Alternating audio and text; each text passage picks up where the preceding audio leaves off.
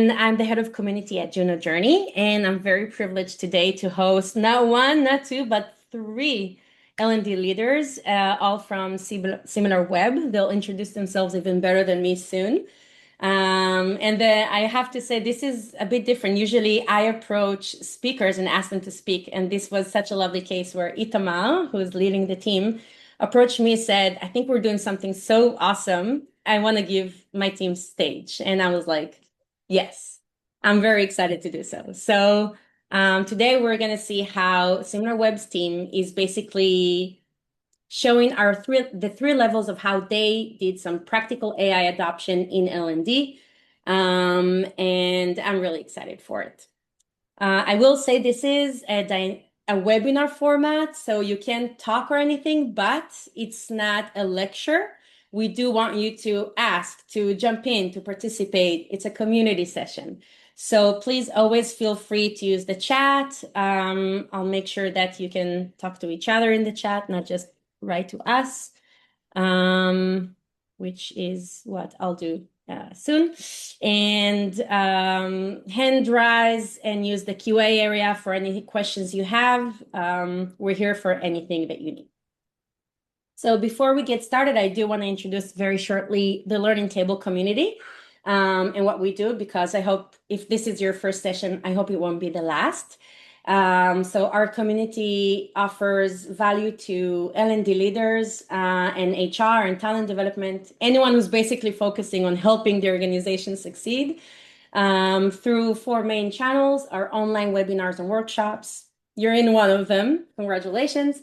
All led by experts from the community, and our subjects are basically pain points and challenges our community raised. We have our local community hubs activities, having face-to-face sessions, some exclusive events, and Match Made in Heaven programs where I basically do some professional matchmaking to support people wherever they are in their professional journey. And speaking of journey, this is a community led by Juno Journey. And as your host, I would like 3 minutes of your time just to kind of explain who we are and what we do. And from there, we'll go right into the session. So very briefly, Juno Journey. I want to explain to you how we're basically helping our customers move from learning to workforce readiness.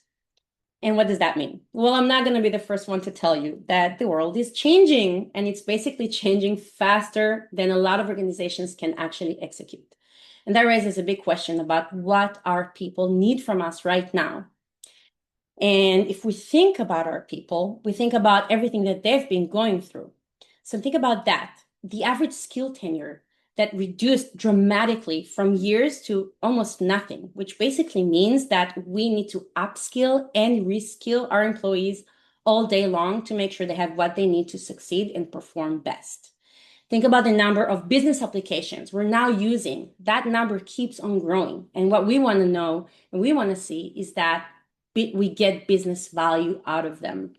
That means we need a lot of application training and updates on a continuous level.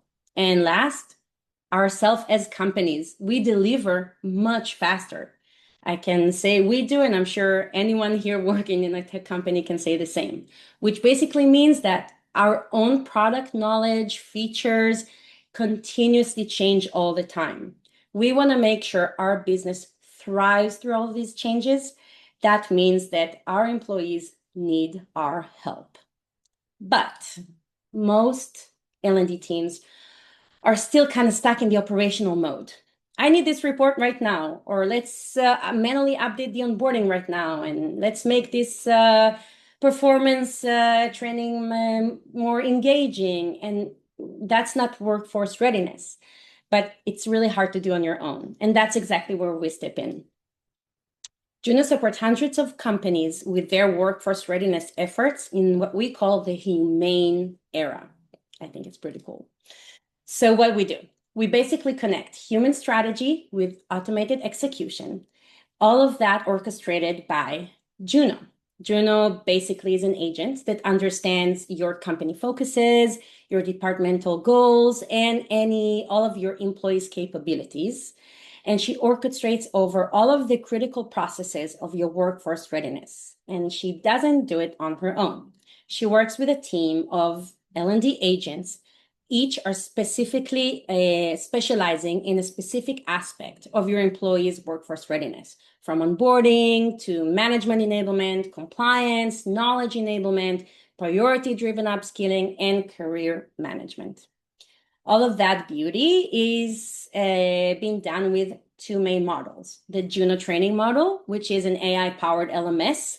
So basically think about it. Content creation, now a very cool agent does that for you, turning every knowledge expert into content creator. Real-time answer agent that checks in your corporate knowledge. Real-time knowledge verification agents, everything automated, everything with insights. On the other side, we have Juno Growth, which is a goal-driven LXP, also AI. Think about like turning all of your performance goals into personal development plans, but have them all aligned with your business goals and employee focuses, including real-time upskilling and career development, and many, many more. Just for the last seconds, I want to show you just a tiny little example since we are here to see practically how things can be done. I do want to show you one agent that I think is really cool. That's Jaden. And we spoke before about the amount of internal information and knowledge companies keep like needing to be trained on, and information that keeps running internally. But we can't be the bottleneck of all of that. We can't just depend on L&D being content creators and trainers. So our goal is basically to create an agent that aligns all of the trainings and knowledge with company priorities, but allowing every subject matter expert to become content developer. So this is just a tiny little example, and then we're moving on to the session.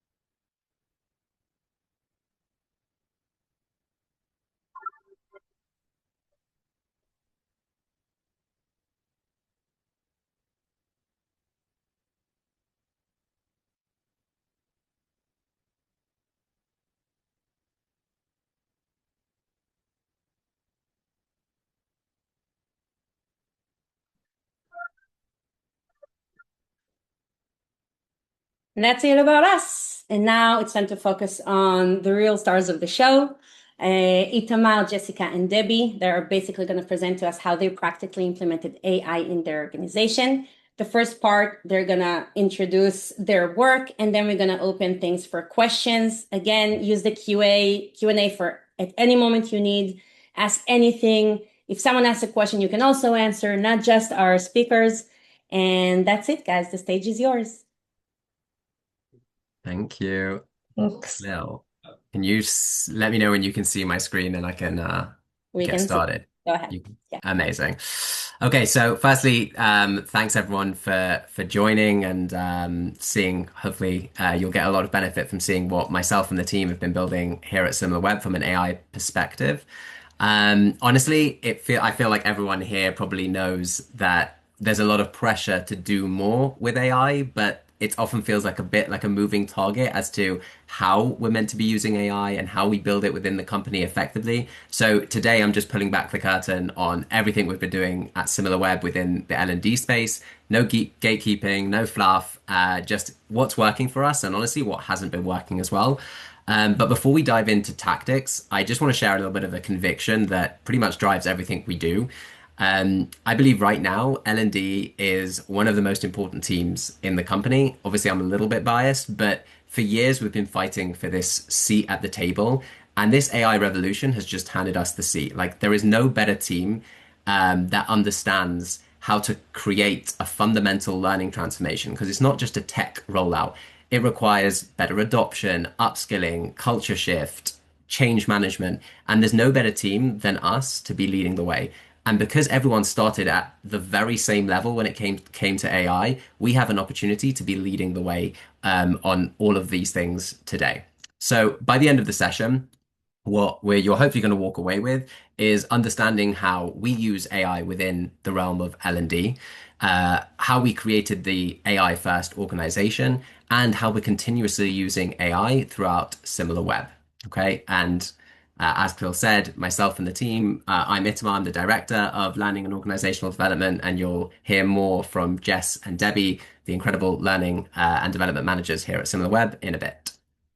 So step one is how do we use AI in L&D? And something that I'm also in charge of leadership development, and I always train the leaders at SimilarWeb, the same thing.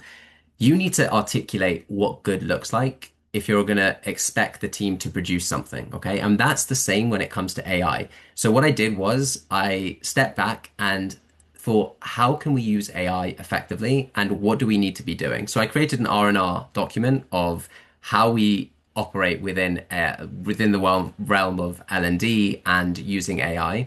And I can share that with everyone, but I'm not going to go into the exact details. But essentially, it's based on the framework of the human in the loop philosophy. Now, I'm wary of losing the L and the D in learning and development. Like, I'm passionate about learning and development, but I also want to make sure that we're using AI to its full potential. Here are a couple of my non-negotiable guardrails. First things first is the first draft always is us. Okay, this is the most important rule. Before you touch AI, you need to understand the business problem deeply. You need to understand what would a good solution look like. And only then can you turn to AI because you need to be the pilot. AI needs to be that co-pilot. And if you don't own the strategy, you're unable to understand if AI's output is actually relevant or just some hallucinated fluff. And this is how we prevent skill atrophy. And it also helps us to slow down at the beginning in order to move faster a little bit later on. Also, I expect my team to learn the principles of L&D, right? I see this throughout the company and I speak to a lot of R&D managers. Like the junior developers are sending them so much code and they have no idea why they've got so many bugs, why QA is having a nightmare. And it's because actually they need to go back to basics and learn the principles so that they can understand when AI is producing something that's great or when it isn't.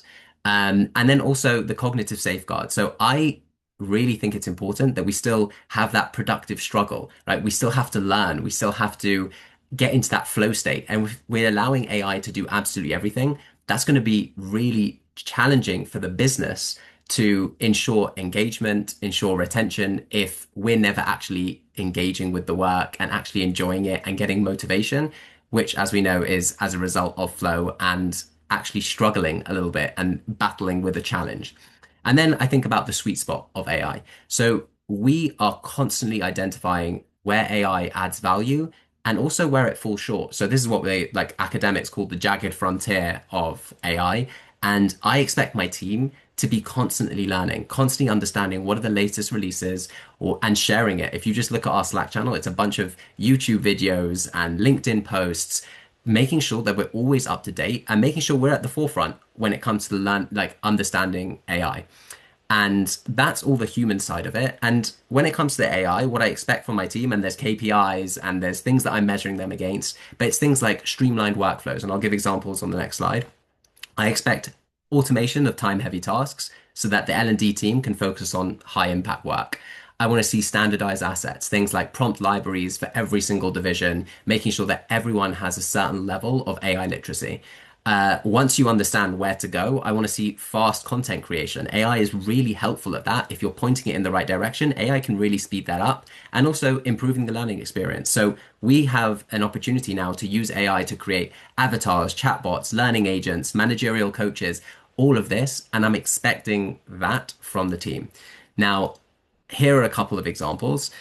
So on the left, we've got Google Workspace Studio, where we created a flow. Now, I'm sure many of you in L&D or in any department, you have a team email where you're receiving lots and lots of emails, and a lot of them are probably going to be very similar. So what we did was we took all of the emails we've ever received, asked AI to look at the most relevant questions, the ones that get asked the most, and also our responses to all of that. And then we created a workflow off the back of that. So now every time a question enters into our learning and development email, it checks our document, which has all the frequently asked questions, all the responses, and it just automatically responds, which has honestly removed 90% of our inbox automatically. And that allows us to spend time doing more effective and more highly impactful work. The next is my managerial gem. So this is something that I wanted to create for my managers. This is essentially my digital twin, where I trained it on 12 years worth of all the content I've created. And essentially, it's high level support for the 264 managers at SimilarWeb, and it ensures that they get leadership guidance that's scalable and available 24/7. And then finally, we've got Evie, which is our Ask HR agent, which we created on the OpenAI vector store. And it acts as basically the single source of truth, allowing any employee to get immediate HR related responses. And that's something, again, that we took on in the team. Something that I have to kind of highlight as a bit of a reality check is that AI is really great at getting something to 80%. And it can take you maybe a day to get one of these tools, the workflow, the managerial gem, Evie, to 80%. To get it to 100%, no one ever tells you this, but it takes absolutely ages. Okay, so I'll give an example for my managerial gem. I created it on two platforms before I created it on Gemini. I used Dotty. I didn't like the answers. I created it on ChatGPT, and there was an issue about company-wide access. So then I had to create it within Gemini, and I had to ask the gem to ask me the top 50 managerial questions, and I answered it word by word, and I linked exactly where I would link any document that I've created that I think could support the answer. So I created essentially 50 mini essays. So now the agent answers exactly how I would answer. But this took me 4 to 6 months of constant testing and iterations and a lot of work. And I feel like nobody ever talks about that. They just show you the nice output and not the amount of heavy lifting that comes at the beginning. And the same thing with Evie. It's taken a lot of time to speak with every single person within HR, making sure that every document they've ever created was accurate and machine readable. And still, we're actually considering maybe we'll use a different platform for Evie in the future because it still requires a lot of manual labor in the back end. So it works really well, but actually we still need to be really curious and resilient when it comes to AI. And this is, again, it's something that I require within the team, within the R&R document that I created. You've got to be super curious to constantly be looking at new tools and seeing maybe we could do something better.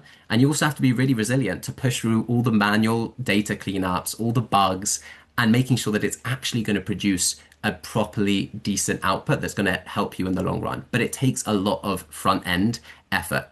And I think everyone needs to hear this because, as I said, everyone only ever sees the flashy outputs and not the inputs. And now I'm going to hand over to Jess, who's going to walk you through a little bit about how we created that curiosity and that resilience within the organization. So over to you, Jess. Thanks, Itamar. Okay, so I'm super excited to talk to you guys today. So, hello, I'm Jessica. Um, and basically, I'm really excited to share this portion of the session because we've all heard the buzz about AI first and how we need to create this AI first organization. And it's this high level idea that everybody's on board with.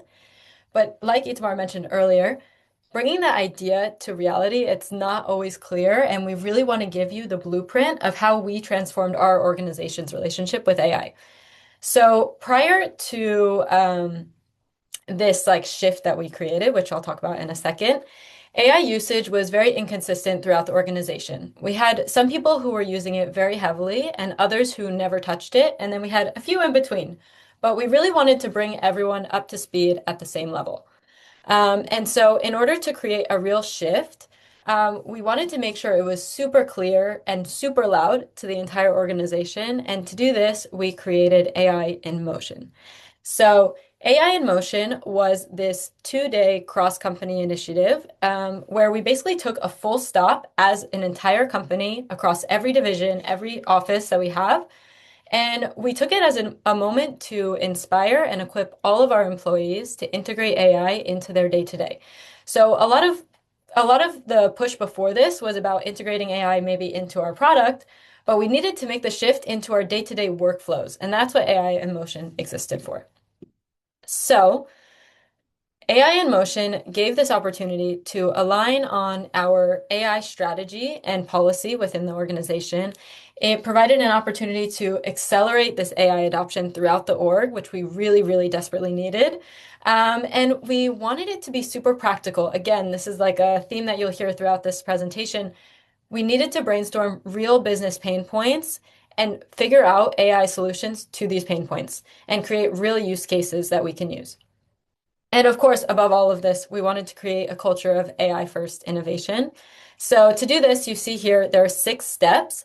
And again, you came here for practical use cases. So we're going to go into further detail of each of these 6 steps.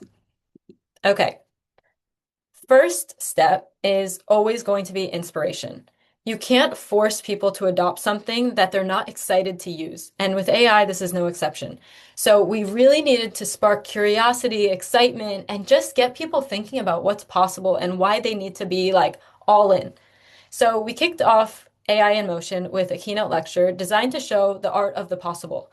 So it was showing where we are right now with AI and where it can take us. And people were dreaming big after this. It was super exciting, super inspiring. So once they're all excited, they're dreaming with the sky as the limit, we needed to bring them down to earth, okay? Because AI, in reality, you can't do everything you ever imagined, especially when you have CISO and legal kind of breathing down your backs and telling you can't do a lot of stuff.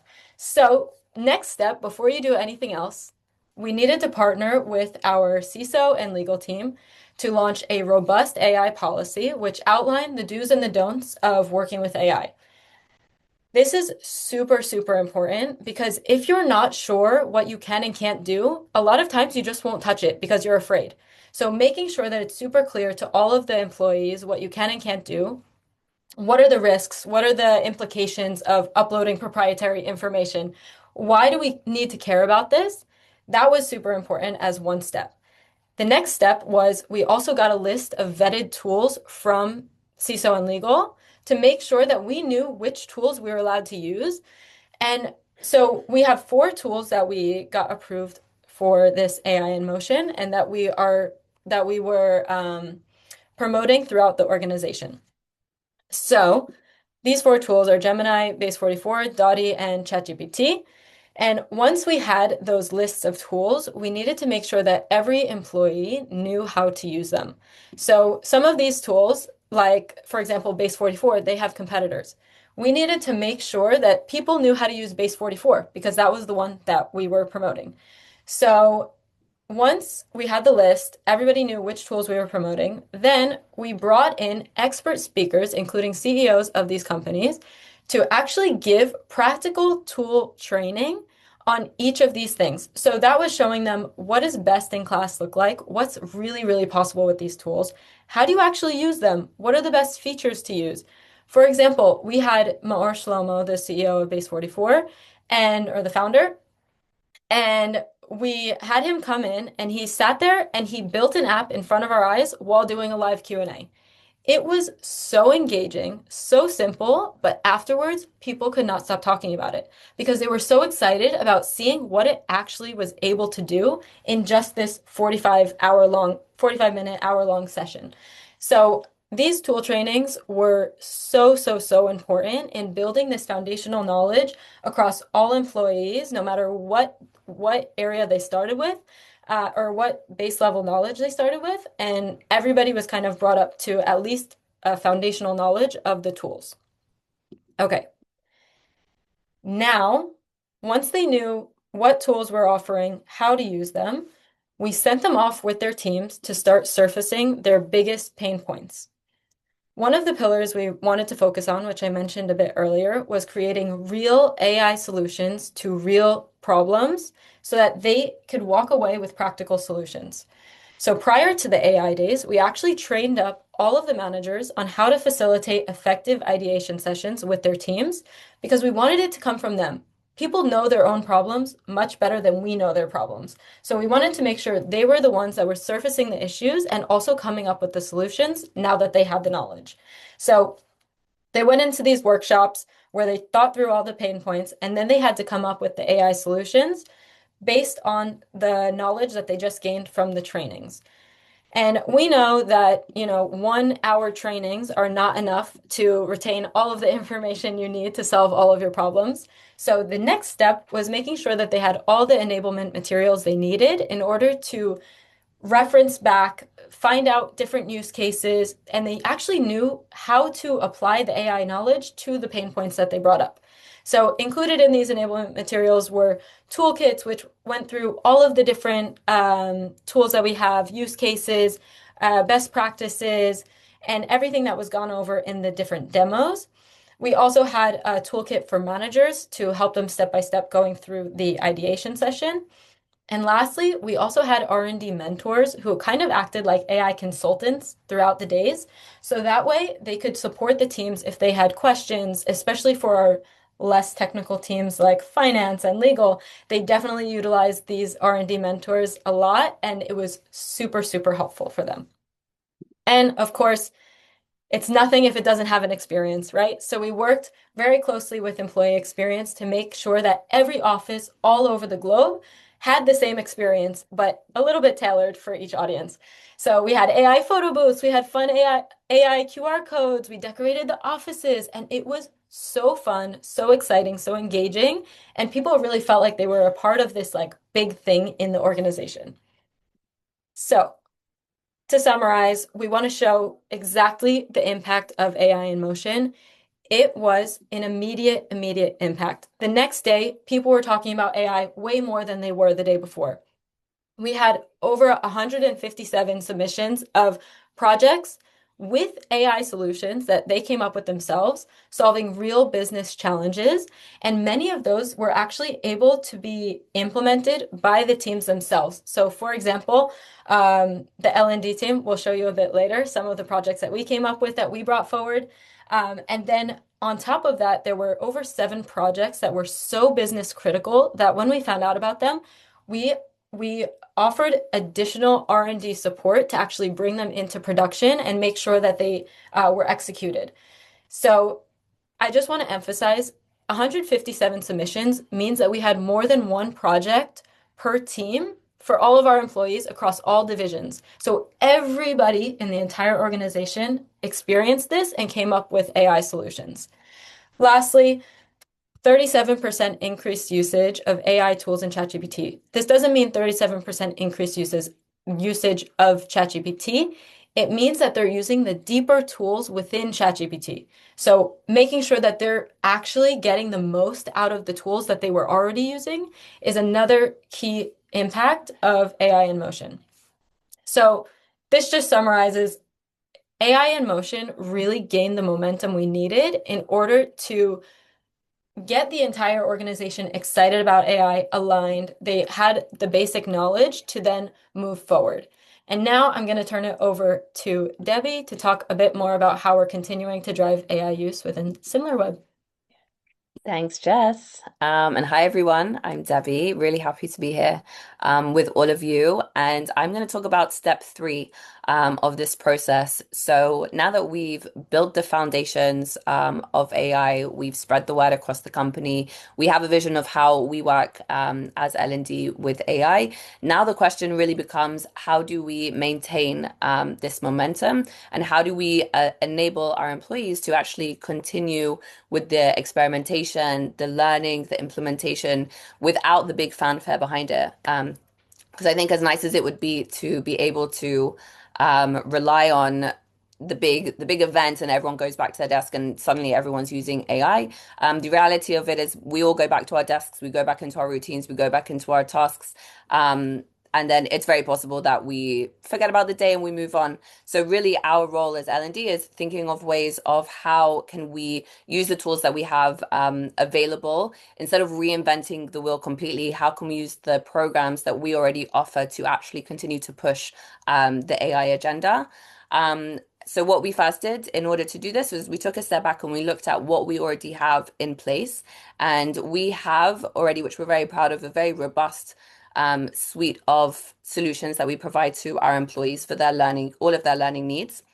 So this is in the form of coaching, mentoring, e-learning courses, and workshops, internal or external. So this really ensures that all of our employees have access to different learning tools. But the always the biggest issue for us, which I'm sure a lot of you can relate to, is usage of our learning solutions. So we have this lovely suite, and if you ask any of us, we know exactly what to implement where for which use case.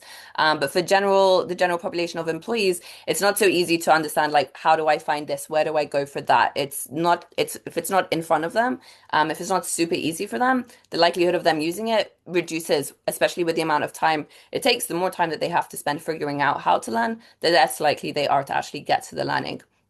So this is where we came up with our learning agent. And this for us was the place where we were going to really bridge the gap between all of our learning suites and put it all under one roof and essentially make this the brain of the learning team. So this means that employees no longer have to know exactly what we offer for which type of topic. They no longer have to scroll through thousands of courses to find the one that they're looking for. They no longer have to go in search and understand, hey, you have this mentoring program, how do I access it? They have to show up with a problem or a skill or a goal, and then the learning agent provides them the answer. So it was built on Base 44, and it basically linked all of our learning solutions, all of our different platforms together.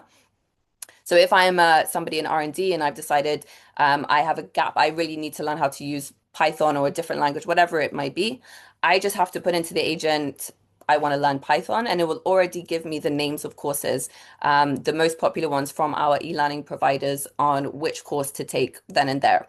It will give me a list of names of certified mentors across the organization of who is specialized in the area that I want to learn. If it's not super specific, it will also guide me to our other platforms or our other solutions that we have if it thinks that that's a better fit for us. Essentially, all they have to do is click a button.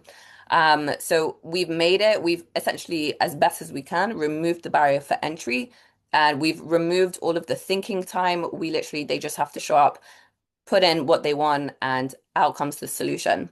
So for us, again, now that we don't have to run all of these campaigns and send emails about this solution and that solution, and you've been here for a year, you can do this, you're wanting to learn this, you can do this. Now all we have to do is send people to the learning agent.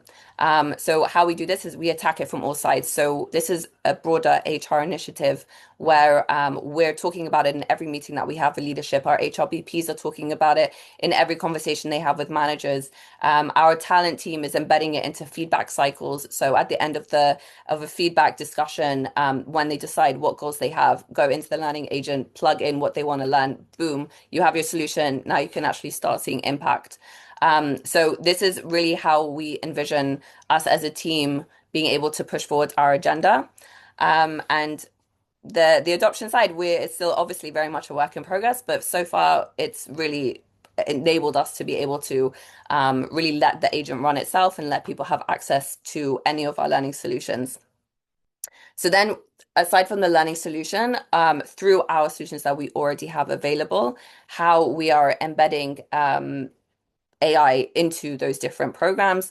So we are running, we're starting from day one. So with our new employee onboarding experience that we have, we are setting the framework for them on the day that they enter. So within the first few weeks that they're in the company, they already understand our mindset and our attitude to AI. They already understand what tools we're using, when to use them, and they're already actually starting to experiment with them during our onboarding program. So we are really setting the groundwork for all employees to come in at the same level.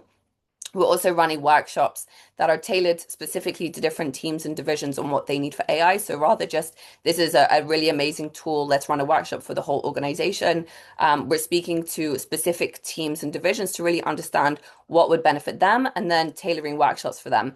For example, in our marketing team recently, we ran a workshop talking about how to maintain creativity in the age of AI, because we understood that this is a big problem. There's a lot of panic around, will AI take their roles? How do you be creative when essentially AI can do everything for you? So this really enabled them to actually understand, like, make this much more about the human centric, make this much more about how they as marketers can still have an impact with AI. And we're doing this all across the organization. We also are certifying mentors specifically in the area of AI. So any employees across the organization who are really like known for experimentation or who are really into developing new things with AI, we certify them. And then anyone across the organization who wants to become more specialized has somebody immediately that they can reach out to and start working with that day. And then we are also focusing on learning bites. So sending out very regular communications about new things that are going on in the world of AI. Um, and what we understood is that you have to be fast and it has to be short. And this is how you get it into the flow of work. So for example, we have sent out one pages every so often about how each team can utilize different solutions, different AI tools, but we're also having people just share use cases across the company, or set meetings of new things that they discovered. So we're really trying to build this culture of sharing knowledge with each other, having leaders talk about a use case that they saw or something that they experimented with. Whatever it may be, it needs to be fast and it can be small. It doesn't have to be perfect. It doesn't have to be a curated lecture. It doesn't have to be an e-learning. It just needs to be snappy and fast because with the rate that AI is moving, we simply don't have time to build big things around every new thing that we're trying to do. We have to involve as many different people as possible into this agenda of sharing the knowledge, and it has to be immediate and it has to be where employees are going to see it and in their flow of work, essentially. So this is essentially how we have built it into our existing platform. And we're always, obviously, this is, like I said, it's a work in progress. So we're always looking for new things to do, new ways to share. And that's kind of about our solutions. And I will hand it back over to Itamar. Thanks both. So I wanted to end off with what's next and what we're thinking when it comes to the realm of AI.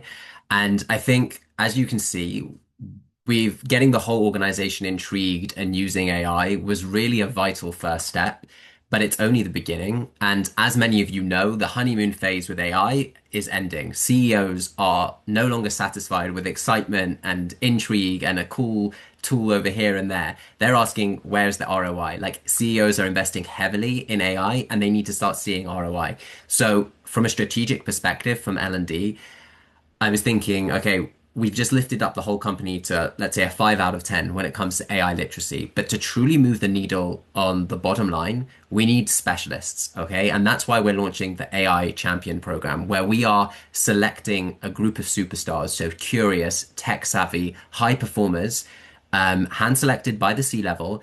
And what they're actually going to do is they're going to step away from their day-to-day job, right? They're going to dedicate a significant portion of their time on using and creating AI solutions for divisional problems, okay? And these AI champions are going to have to keep their finger on the pulse of AI trends.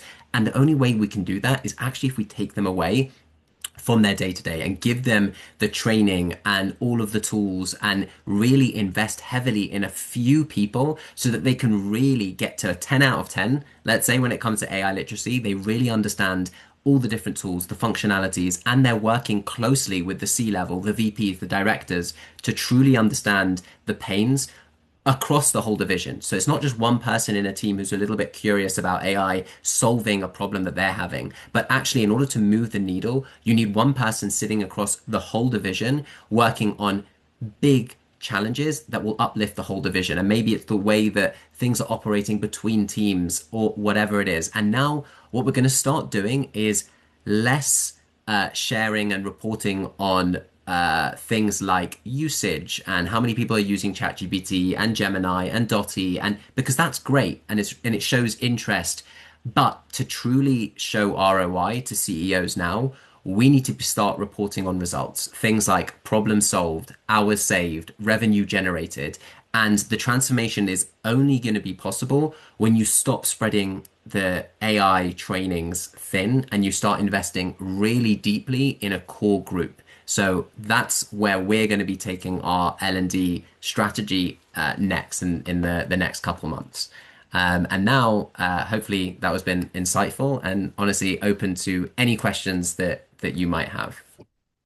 I have to say it was. Thank you so much. We do have a question from Shira in the QA, but maybe Sure. Shira, you want to share it. I can give you permission to talk, which is the weirdest thing. Shira, go ahead. You can unmute yourself. Hi, can you hear me? Yeah. Yes. Hello. Hey, amazing. Lovely webinar. Thank you so much. I've been writing notes. Um, I'm curious for the way that you customized, for instance, with marketing, your different teaching on how to use and integrate AI. Um, for the people who are in the tech departments, like engineers, PMs, design, research, all those people typically, they also embed the AI into their day-to-day creation of the product. So Yeah. how did you find their approach to everything? What were their challenges, their needs, and aptitude? Yeah, it's a really, really good question because obviously your R&D and product people are at the forefront. They're always going to be the first adopters when it comes to AI. Something that I thought that we've actually been discussing a lot of as a team is that we need to show our R&D teams the art of the possible even more than anyone else, right? We need to bring them the best of the best because everyone thinks that they know or that they're doing pretty well when it comes to AI, especially if they're using it on a regular basis. But actually, we need to bring, and what we're thinking about now is bringing in a panel of top experts, PhDs, you name it, just to show people what is actually possible so that they can then start realizing, oh, I actually have this gap. Because you're right, a lot of people within those spaces of R&D and product feel that they're already developed, and actually that's the barrier that L&D teams need to overcome to actually make them realize that there is still quite a way to go even for these specialists. So we need to make them realize the gap, and then we can start closing the gap, if that makes sense. Mm-hmm. Yes, it does. I'm going to, if that's okay. On the flip side, you also Yeah. have everybody kind of like scared that, AI is going to take over their jobs. Now everybody can vibe code, right? Yeah. It's not just Mo Shlomo. So, so how did you support that kind of safety? Yeah. Yeah, and obviously there are some questions that I don't think anyone has answers to with regards to kind of whether it will take over people's job in the next couple of years. I have no idea, but the way I see it currently is AI needs a human pilot. AI is the co-pilot, and you still need someone reviewing the code or creating the direction and being critical as to what the product is meant to solve or what the pain is or what the solution will actually be. So they're still definitely required, and there is still a lot of research as to like software developers being incredibly important and needed even in the upcoming years. So yes, everyone can vibe code, but there's still always that security element as well. I know a lot of us are in enterprise companies. Their security is a big question mark, and Mhm. actually, vibe coding isn't necessarily there just yet. So actually, software developers have a huge role to play, and still that critical thinking and understanding. Like when I was saying the R and R's, like we've created the baseline, you need to have a human at the center of it and guiding AI, and I think that's the only way that these things will actually work. So maybe it will change in the future, but certainly in the upcoming couple months, year or whatever, I still see software developers being critical, and they see it themselves. Cool. Thank you so much. All good. Any other questions? Sorry. So if you are also asked, I don't know if Ash wants to talk. We also had some people who wanted to ask previously. We won't have time for like everything, but Ash, would you like to share about your experience and ask something about the team? Can you like use raise hand or something? Let's see. Do you want to ask Ash? Sorry, you can unmute yourself now. Hi there. How are Hi. you doing? This has been really beneficial and insightful. Thank you so much. And I love that you've got such a clear plan. It really is great. We are just about to launch something very similar to what you guys did. So all of this has really landed really well with me. We're doing a day a week over 12 weeks, which was a huge commitment of time and Nice. energy. Um, and I guess this is one for now, but also after, if there's any learning resources that you've particularly used or any tips and hints that you could give for something of that scale that perhaps you would be prepared to share some insights with me, that would be amazing. Yeah, sure. I mean, I'll hand over to Jess, who was in the driver's seat for the AI in motion, to provide you with any kind of insights there. Yeah, do you have like a specific question or a specific pain point with Well, regard to this? one of the biggest challenges we're going to have is trying to so we're kind of going down the route of we've got people that are a bit AI averse still. And although we're a tech business, we still have a lot of challenge with that. So what tips might you give for something like that? Yeah, it's definitely a big challenge, and I can speak for myself. I was also like AI averse in the beginning, and now somehow it's become like a huge part of my day to day. And I think it's about finding a balance between like it first of all, it's how you communicate it. So communicating it as we still need you as a human to operate the AI, I think was really comforting for me at least, and I think for other people as well. I think also like acknowledging that it's okay to not know how to move forward. Because I think part of the aversion is it just seems so big and so complex. And I always say I'm not a technical person, and then I like do all these things with AI. I think it's about like redefining it and also kind of breaking it down into smaller steps. I saw something recently about a quote that if your first step is it feels like too hard or too big, then you just need to make the first step smaller.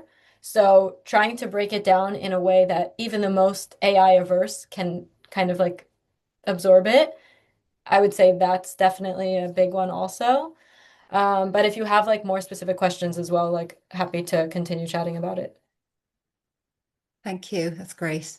Big help. Thanks you guys so much. This is really great.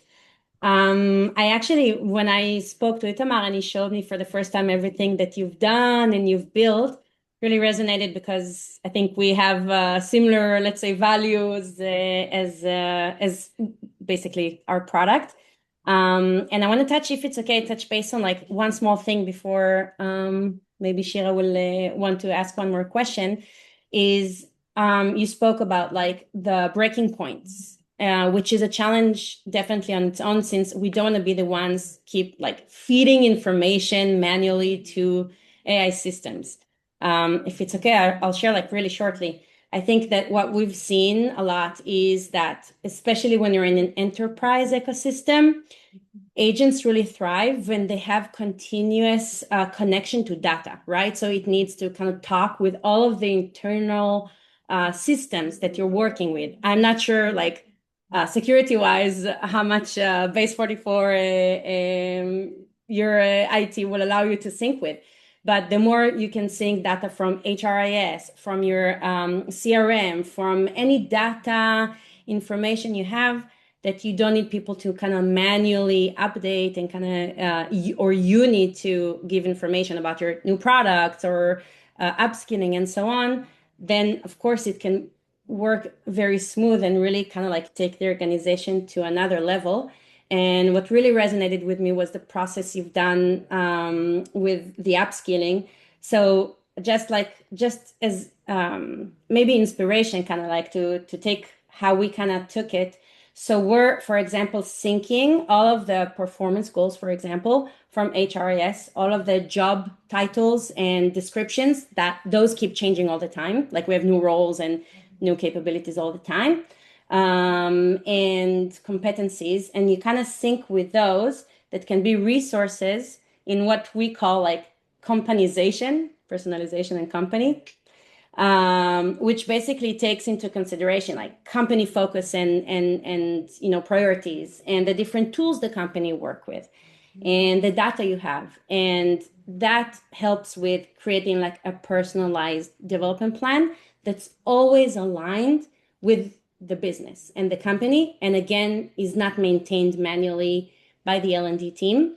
And then sorry, come on, get out. And then you can put like links to company priorities, for example, and that's are always relevant for the machine. And then with the agent, very similar to what you guys showed, I can say like, I want to create a development plan. It does, yes, something kind of similar to building like a development plan according to who I am, and then basically also like doing like step by step what you should do from learn to prepare to execute with action items you should do with access to content that can support you with exercises, also looking into like the most relevant mentors in the organization and why they should be like relevant mentors, and then launching a program that's supporting you. So I think like everything you guys showed is really cool, and also the way you kind of build it internally. I was kind of wondering about like how you're going to manage with that like ongoing update, but maybe it's not the most relevant question right now to ask you. Maybe it's No, the it's next one to definitely be a pain point continued. for sure. Yeah, I can tell you the base 44 maintenance, it's not the most fun, but yeah, so this could definitely be helpful. yeah, I understand that for sure. Obviously, when you build something your own and when it's a tool that only does that, of course. And also, I was kind of wondering if you were able to kind of connect it to career pathing, for example, or are you right now only focusing on like the immediate skills of people? It's just interesting, like if that's something that you're focusing on maybe next. Yeah, it's again really really good question, and I think yes, it's something that we are definitely thinking about as a next step as well for like integrating talent development within this. And obviously we've started it, and I think we mentioned as well in this that we're connecting all of the learning assets to things like feedback talk cycles. But yes, the next step, the next iteration is connecting it to talent development plans and like career pathways and how to get there, and yes, and using AI and things like that for is part of the pipeline. But yeah, it's hopefully will happen. Let's put it that way. There's so much more to do, right? Yes, Always exactly. so much more to do. Shira did ask if you're using Notebook LLM as well. Oh yes, yes. And I don't know if many of you have seen, but Gemini Gems have now enabled you to integrate Notebook LMs within their source data, which is incredible because it means that you can basically have unlimited information within your gems, like personalized gems, which is incredible. And yeah, we use it as part of onboarding programs. So as soon as I've done, let's say, a new manager onboarding or a director program, all of the content is in a Notebook LM, and I send that afterwards so that people can just automatically just search for something that I might have said within the documents, and it all is a lot more easy. And we also use it for things like product trainings. So as soon as there's a product training, just integrating it all within a Notebook LM for product enables people just to see what's the latest feature update, because obviously a product like SimilarWeb, there's so much data and it's such a vast product. It's sometimes difficult to remember like where we're at with everything. So it makes it a lot easier for our go-to-market teams to keep their finger on the pulse ultimately. So yeah, we use Notebook LM a lot. It's amazing. Nice. I think we have time for maybe one last question. Rotem, I know that you also wanted to ask, so I'm going to allow you to talk if you want to share any last question you have in mind. Rotem, yes. Yeah, hi. Hi. Hello. Rotem from Cloudinary, a wonderful webinar. Thank you so much for sharing. I share a few of your challenges, and it is very challenging. So not the question that I intended to ask, but did you feel like you have, because you have different departments with different base levels, different challenges, like you sometimes don't know how to address because there are so much differences between your internal customers' characterizations Yeah. and how you chose to handle it? Yeah. Yeah, it's a really really good question. And honestly, it requires a more tailored approach. I think L&D now just requires a lot more tailoring than it ever did before. It used to be that you were able to kind of roll out something and just have one training for everyone. Right now, all of our learning solutions are completely tailored to the divisions in question. For example, if a VP wants a workshop, they'll come to us and explain exactly what they're looking for. Let's say from an AI perspective, they need to tell us what's the KPI that it's tied to, so that we can also always show ROI to our CEO. But it's very heavily dependent on their needs ultimately. So yeah, we very much take a divisional approach, and Jess takes half the divisions, Debbie takes the other half of the divisions, and very much owns all of our learning solutions for each of those divisions to make it a little bit more bespoke and make sure that they are actually creating the solutions that are needed and not just producing content for the sake of it, which I think like gone are those days, unfortunately. Also, I want to just add one thing, like with the AI in motion, even though a lot of the trainings were for the entire company, we wanted to make sure our R&D folks who like really already understood a lot of it, we wanted to make sure that they also had something special. So we had a special R&D session where we brought in a really amazing professor that I stood in the session for 5 minutes and I was so confused because it was just so advanced and they loved it. It was amazing, and they really felt like they were a part of like the learning and the excitement because of that. So continually to Jessica said, which I think answered half of my follow-up question. So you have separate consultants or separate facilitators for Yeah. different departments. So you will probably not work with the same expert. Yeah, no, yeah, we're very much like bespoke to the needs of each division. So yeah, it's very very bespoke at this point. Very impressive, all of you. Thank you so much. All good. Very exciting. If you're in Israel, then we're gonna have a conference at SimilarWeb's offices in the end of March. We'll send you all an invite. We'd love to see you there, and we'll be able to learn from them even more. We're very excited for that collaboration.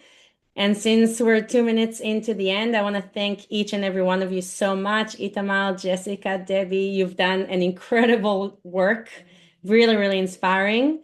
I'm glad I went with the help of giving you guys the stage. It was definitely worth it. And it's so incredible to see a manager who's so proud of the team and what they're doing. It's really great. And thank you so much for sharing with us and for answering us. And thank you for everyone who took an hour off their very, very busy day to join us and learn with us together. We really all appreciate it. And thank you so much. Thank Amazing. you. Thank Thank you. Thanks you. everyone. Yeah. Thanks, Phil, for Thank you, organizing. everyone. Of course. Bye. Bye.